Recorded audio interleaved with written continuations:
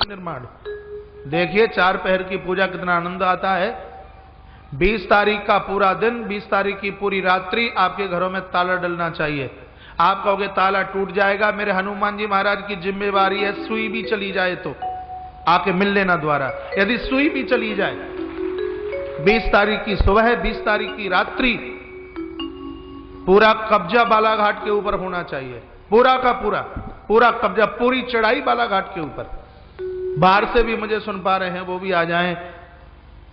बालाघाट में नहीं, 20 तारीख को हम साक्षात भगवान पशुपतिनाथ कोटेश्वरनाथ प्रभु, मुझे तो ऐसा लग रहा है कि हम तो सीधे श्री कैलाश में होंगे, सीधे कैलाश में होंगे, कैलाशनाथ के चरणों में होंगे। इतना आनंद आएगा। पांडाल को बहुत बढ़ा दिया गया है, कल बहुत छोटा पड़ गया था।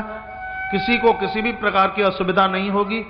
पूरी रात्रि भर तुमको पोहा और चाय भी खाने पीने को मिलती रहेगी। पूरी रात्रि चाय चलेगी, 1 सेकंड भी बंद नहीं, 1 क्षण भी बंद नहीं, पूरी रात्रि चाय पीना। और जिनका व्रत है वो पोहा मत खाना, ठीक है। उनके लिए श्री गौरीशंकर विसेन जी के द्वारा 4-5 ट्रक संतरे की व्यवस्था कर दी गई है। 5 ट्रक संतरा, केला, पूरी रात्रि खाते रहना, कोई चिंता की बात नहीं। फलाहार की भी पूरी व्यवस्था होगी और आहार की भी पूरी व्यवस्था होगी। और फिर 21 तारीख को भंडारा बहुत जबरदस्त है। 2 लाख लोग भी आवे तो भी कोई चिंता की बात नहीं है। और भंडारा इतना सुंदर है, सबको पूड़ी और खीर और सब्जी मिलेगी भंडारे वाले दिन 21 तारीख को। पूर्णाहुति 2 से 2:15 बजे तक हम करेंगे और उसके तत्पश्चात फिर भंडारा शुरू होगा। उस दिन भी आहुति डालने का सौभाग्य प्राप्त हो गए। और उस दिन 21 तारीख को तो बहुत खुशी का समय होगा, क्योंकि 11 करोड़ संकल्पित अनुष्ठान का वो पुनः क्षणों का समय होगा हमारे और आपके लिए। मंगलवार बजरंगी श्री हरि हनुमान जी महाराज जी का दिन, पूर्णाहुति के क्षण होंगे। तो 21 तारीख को भी इस जन्म में आपने जितनी भी आहुति, तन मन और धन की आहुति डाली है, तो इस आयोजन को संपूर्ण करने के तत्पश्चात ही आप यहां से विदाई लेंगे। और उसके तत्पश्चात फिर 22 तारीख को तो मेरा यहां से प्रस्थान है। किसको पेमेंट करना है, किसका हिसाब करना है, किसको क्या करना है, सो ये आयोजक लोग जाने, हमें कोई मतलब नहीं। 21 तारीख की शाम तक रुकूंगा और 22 तारीख को प्रातः प्रस्थान मेरा मंडला के लिए होगा। उसके बाद फिर मैं इंदौर प्रस्थान करूंगा। आगे फिर मेरी इंदौर में कथा है। तो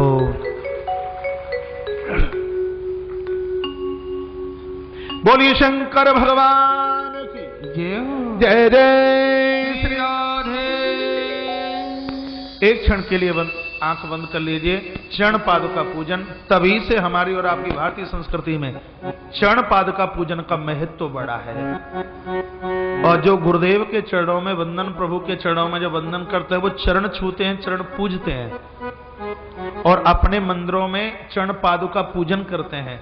मानस की अयोध्या कांड की दोहा नंबर 315 की नीचे की चौपाइयां हैं, वो दोनों चौपाई याद करें। और पूजन के समय में तो एक बहुत बड़े मंत्र का काम करती है ये चौपाई। तालियों के साथ बोलेंगे मेरे साथ।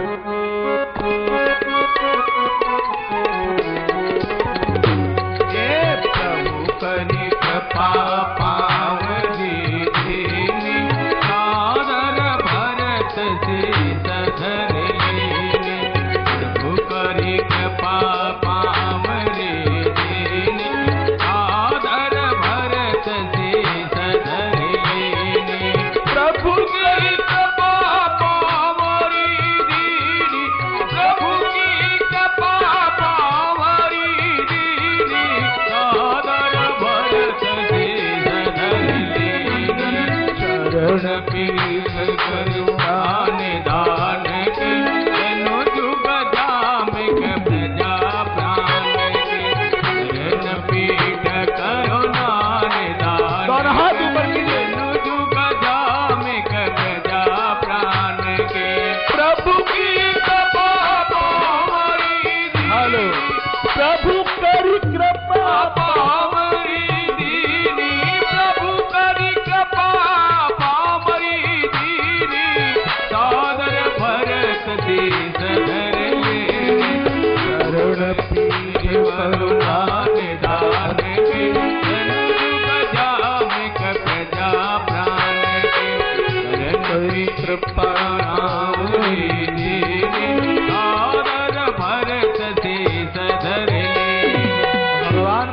अपनी कृपा के रूप में चरण पादुका श्री भरतलाल को दे दी है।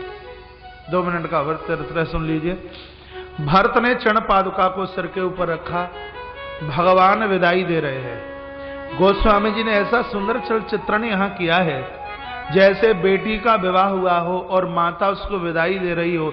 बेटी आगे चलती है, मुड़ मुड़ करके पीछे देखती है और माँ को देख देख करके वो रोती है। माता भी बड़ी जोर से रुदन करती है।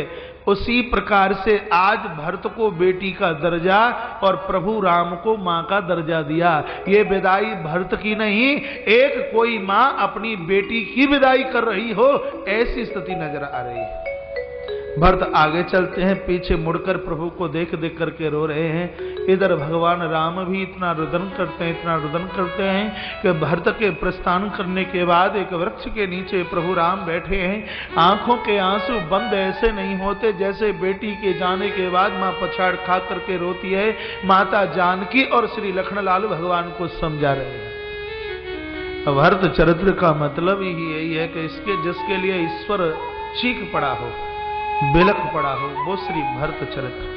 सिय राम प्रेम पीयूष पूर्ण होत जनमन भरत को, मुनि मन अगम जम नियम समदम विषम व्रत आचरत को, दुखदाय दारिद दम्म दूषण सुजस मिशप हरत को, कलिकाल तुलसी से सटन हट राम सनमुख करत सो। जन लोगों ने अपने जीवन में भरत चरित्र नहीं सुना। गोस्वामी जी कहते हैं कि ऐसे कलयुग में उन सठों का जन्म क्यों हुआ, ये यहां इस छंद में लिखा हुआ है। उनका तो जन्म ही नहीं होना चाहिए था जिसने जीवन में भरत चरित्र नहीं सुना। इसकी फलश्रुति का वर्णन किया। भरत चरित करनेम तुलसी जो सादर सुने। श्री भरतलाल के चरित्र को जिन्होंने बड़े प्रेम से सुना है, सिय राम पद प्रेम अवस होई भव रस विरति। रघुनाथ के चरणों में यानी अपने इष्ट के चरणों में निश्चित रूप से उनकी प्रीति बढ़ती है और भव रस से महाराज वो लोग मुड़ जाते हैं, अलग हो जाते हैं। विरति, भव रस से उनकी वृत्ति हो जाती है, बेरती हो जाती है। भवरस क्या है? काम, क्रोध, लोभ, मोह, मद और मत्सर। पुराणाकार ने इन छहों को भवरस कहा। यदि इन 6 भवरसों से दूर होना है तो अपने जीवन में राम और भरत की कथा का अनुसरण कीजिए, चिंतन कीजिए। जय जय श्रीमद रामचरितमानस सकल शनि द्वितीय सोपानो श्री हनुमत शरणार्पण मस्तु। बोली शंकर भगवान की जय हो। आइए अरण्य कांड में जो मानस का तीसरा पुष्प है अरण्य कांड, इसमें हम प्रवेश करें जिसमें 517 चौपाई और जिसमें 46 दोहे हैं। चौपाइयां हैं 517 और दोहे हैं 46 और एक एक दोहा, एक एक चौपाई हमें भगवान के चरणों तक ले जाने का कार्य करता है। मूलम धर्म तरो विवेक जलधि पुणेन्दुमानंदम। जो धर्म के मूल में है, लोगों को संपूर्ण देने की स्थिति रखते हैं। वंदे ब्रह्म कुलम कलंक समनम श्री राम भूपा प्रियम। महाराज जो रघुकुल के ताज हैं ऐसे प्रभु श्री राम, उनके चरणों में हम और आप सब वंदन प्रणाम करते हैं। Hello hello.